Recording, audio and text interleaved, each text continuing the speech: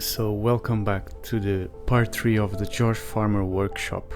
I hope that you enjoyed and learned something with the most famous aquascaper in the world. I prefer to work foregrounds to background and then finally put attaching plants at the end. So this is a kind of foreground plant for medium tanks and big tanks, or a foreground plant for bigger tanks, and then maybe a medium ground plant for smaller tanks. This is, let's see if anyone knows. Anyone know what that is? How long? Yeah, now. Yeah. So this is quite new to the hobby, from my experience, and it's actually one of the few Eriocalons that it's actually really easy to grow. I'm just looking for some tweezers. I think we have everything I've got here. Oh, perfect. Right. Yeah. So it will tolerate shades. It does grow. The more light you have, the bigger it will grow. Some plants stay more compact and smaller with high light, but this will get much bigger. It grows like a rosette, so it actually grows kind of eventually. Actually, it is a kind of stem plant. It grows upwards, but it grows a new rows of leaves.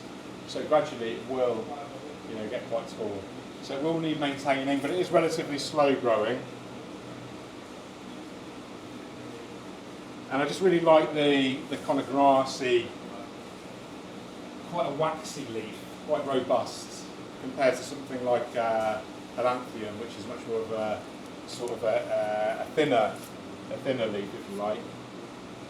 When you need to trim them, there is any special care that you need? Not really. Not really. You can literally just hack it, just cut it square, and then you can probably even replant that cutting. Okay. It just looks a little bit ugly for a little while, but that's just what it is. Or if you wanted to be a bit more careful, you could actually just remove the individual blades from the rows and just trim it that way. And from the bottom first? I'd actually go from the top. Just look at the plant and see, because the bottom parts might be the unhealthiest, so you take them away.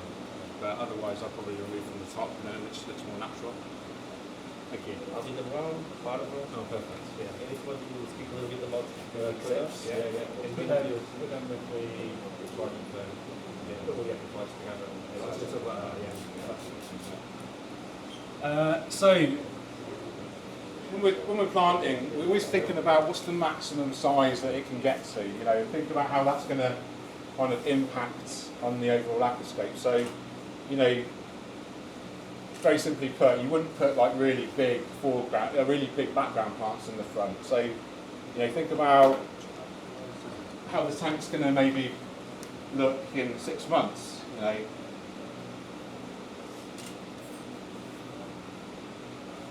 Or if you're a beginner, there's nothing wrong with just buying loads of different plants, loads of different species, and then try that, just almost planting them anywhere. Maybe with a little bit of thought, and then just figuring out what works for you, what kind of species works for you. So if you have softer water, you actually have more options really compared to hard water. So you're quite lucky if you do have soft water already. But normally the limiting factor is if you're going to use CO2 injection and what lighting, George, kind of what will be at home? Sorry, water. Yeah. I just use hard tap water. It's very hard. So, I often just use Crypts, Anubias, ferns, Sagittaria at the moment. It just grows like crazy in my tank. So, yeah, I'm a believer in growing what comes easy to you, rather than, so you have this water, figure out what grows well in the water, rather than looking at something and then controlling the water to grow that thing. So that's the easiest way, I would say, to go about it. I've tried reverse osmosis water. It works, it's fine, but I just found it a bit wasteful, and the return on investment, it just wasn't worthwhile for me.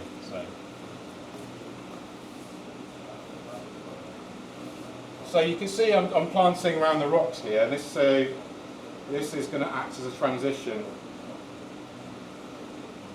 from the shorter plants that are going to go around. So I've got some Parva that will look really nice. It's a similar texture to the aero cowl on it, but it's much shorter, so it's just going to look, you know, really natural next to it.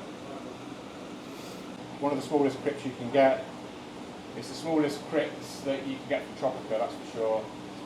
It's actually quite easy. They say it's a medium category plant, but you can grow it without CO2 injection. It does carpet, but it's just really, really slow. So what you can do here is, you can see that's a kind of group of plants. You can actually split that up to quite a few more, which the guys should have done. You get much more coverage, basically.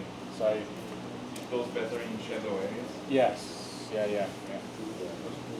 So depending on your budget, you know, you can actually get 20 or so individual plants from the same pot. Was it you that planted the tank with only one cup?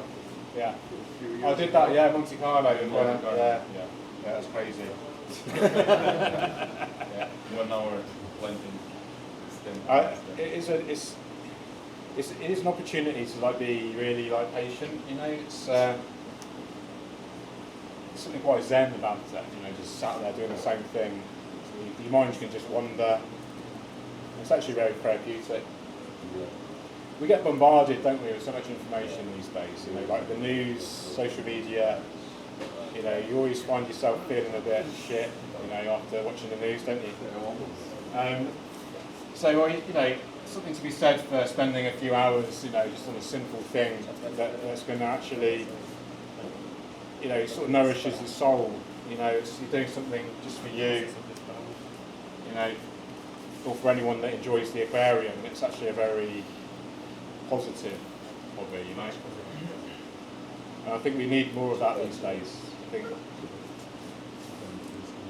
I do think most vast majority of human beings are really good people, and we kind of forget about it sometimes when we watch so much stuff on social media and the news, you know, just filled with sort of threat and drama. But, you know, aquascaping is like the antidote, you know, it's the opposite of that, I think. So I think the more people we can get into something like aquascaping, just looking after something natural, you know, connecting with something that's bigger than yourself, you know, that process of life that you're kind of looking after, you're the caretaker of it, you know, it's something very kind of deep and spiritual, really, when you think about what you're doing. You know, has everyone seen curling? You know, when you see, you think about what that is, right? You really think about what that is. It's actually you're witnessing the creation of like the most important element for life. You know, without that oxygen, there would be no life. You know, so what you're doing, you know, by creating that system where you can witness, you know, that the creation of the most fundamental, important element in the universe, effectively, it's pretty special what you're doing. Really, when you think about it.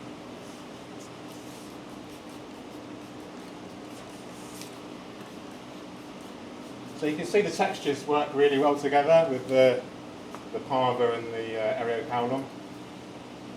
What other, do we have other carpeting species? Maybe on the ones we grow?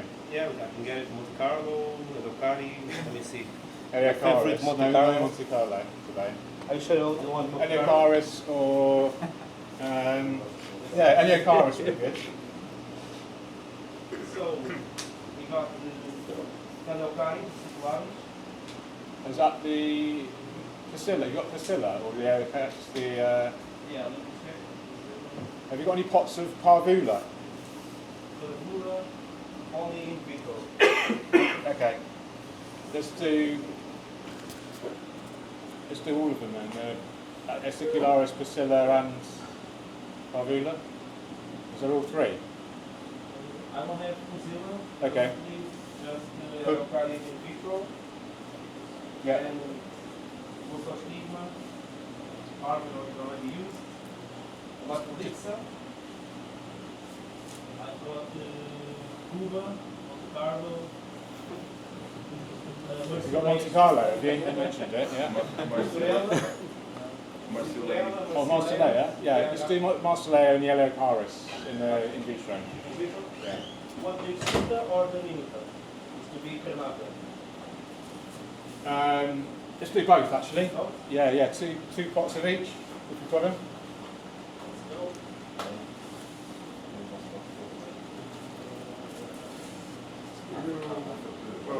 Hello? Do you like more in vitro or I much prefer in vitro. Yeah, if I have at home, I only ever try to use the Tropico 1-2 grow. Yeah, it just you get more plant. It's smaller, but there's more of them. No snails, no pesticides, no algae. Less melting. Less melting because they've already adapted to grow underwater effectively, so you don't get that transition. So these have been grown in a greenhouse. Yeah, so these are used to growing in the air. So when you basically drowning them underwater. Yeah, so it actually has to go through quite a stressful process to grow underwater. But when you buy the in vitro, the ones who grow, they're already growing in their own little container of liquid. So you actually start to grow in your aquarium much quicker than that. Does that make sense? So if you have the opportunity, I'd always recommend going for the 1-2 grow or in vitro. what do you want first? We could have Can you do that? Yeah, Deixa bem.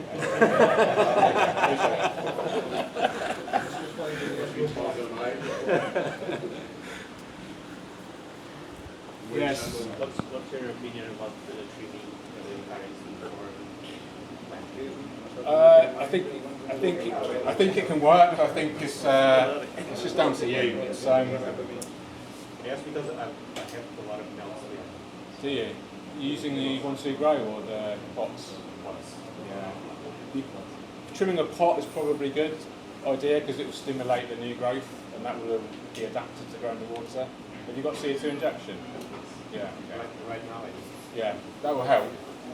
The reason a lot of plants really struggle underwater is they don't have enough CO2 to be happy, So if you think about a plant in nature, about 95% of aquarium plants in nature grow out of water. They prefer to grow out of water, so they do struggle underwater, especially without CO2, So you're kind of fooling the plant into thinking it's in the air almost. Some plants will even flower underwater. I mean, what's the point in that? It's not going to pollinate, but you must think it's a survival mechanism of some description, isn't it? So, yeah.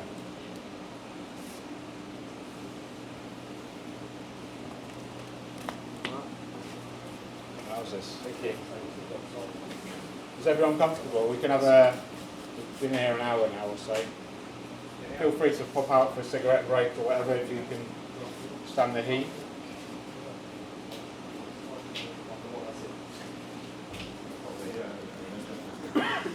Thinking of having a party on the beach after this.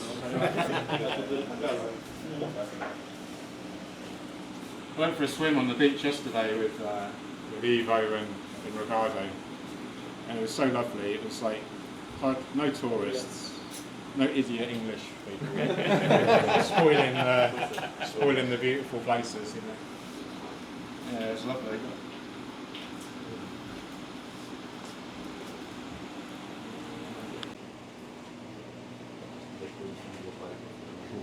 Não, também aproveito para dizer que vem aqui à loja mais frequentemente, a ideia de fazer um aquário com este tipo de plantas era mesmo para testar o que da Jewel sem modificar sempre um filtro externo. Vamos só mudar as luzes de meta pela questão do crescimento, é mais pela questão das cores. Ou seja, os raios da Winstar conseguem sempre dar cores melhores. Duvido que as vá usar ao máximo. E a coisa que é de fazer aqui é com CO2, eventualmente, mas a nível de bombas, que é mesmo testar este tipo de aquários para este tipo de layouts, natures, que às vezes nós achamos que temos que comprar filtros externos e luzes. Às vezes consegue fazer coisas engraçadas sem ter que estar aí, como o Jorge estava a dizer, com o Dutch style, que tens que pôr tudo no máximo. É mesmo testar este equipamento, vai estar aqui na loja e dar o nosso melhor, não muda nada com ele. Mas também a experiência de ver um aquário nature a ser montado ao vivo, pelo Jorge Farmer, propriamente é um dos os mais famosos aquascapers, principalmente para a malta mais da velha guarda. E agora a ideia é tentar perceber como é que isto vai evoluir, vamos testar tudo. Este sol também é a primeira vez que vamos usar. Aqui na loja vamos usar mais, vamos usar Trópica, Neo, praticamente esses. Este sol é suposto ser mais fértil e distribuada. Vai dar algum trabalho, espero que não, mas o Ricardo tem lá no showroom dele da Twin Star um aquário montado com este sol que não vou dar start e a coisa correu bem. I hope that you enjoyed the video. Click the like button and subscribe for more.